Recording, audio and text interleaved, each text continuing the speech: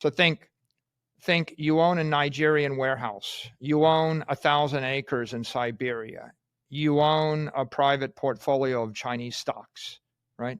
You own a bar of gold, right? Why do you own these things? Because you had to put your money somewhere.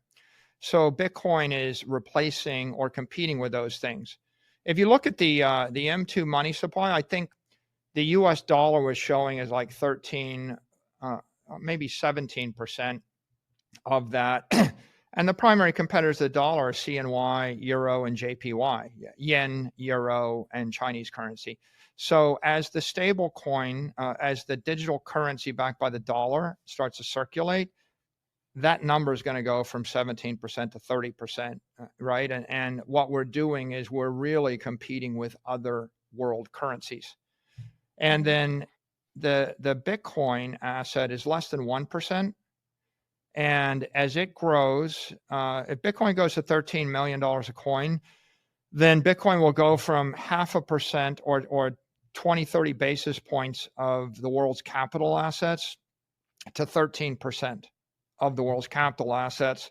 It will still compete with real estate, equity, and bonds, but it will emerge as like a monetary index for long-term money. And so that's why it's important to understand this idea of digital commodity, because the use case of a digital commodity is not capital creation.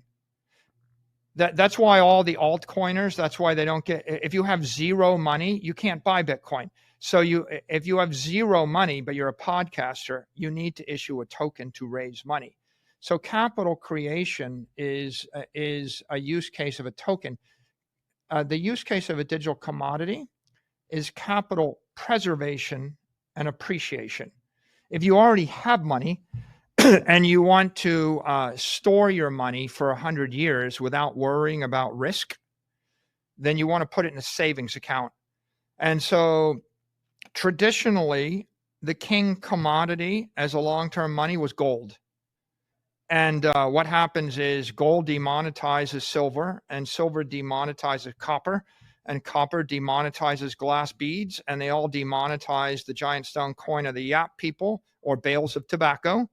And so Gresham's law says the strongest money wins. In the end, there can be just one. We're all going to go to the strongest form of money. So the strongest form of long-term money, which I'll call capital, is Bitcoin right now. And all these other assets are going to be traded in for Bitcoin. And there's no point creating a second or a third Bitcoin because there's only one network that's going to win. The rest are just going to collapse against it. But the real point here is you want a commodity to be a store of value, and it needs to be an asset without an issuer.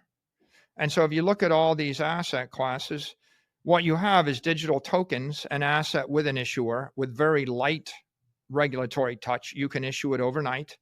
A digital currency is an asset with an issuer, but it's just pegged to a nation state currency. A digital security is an asset with an issuer, but it's really tokenized stocks or bonds.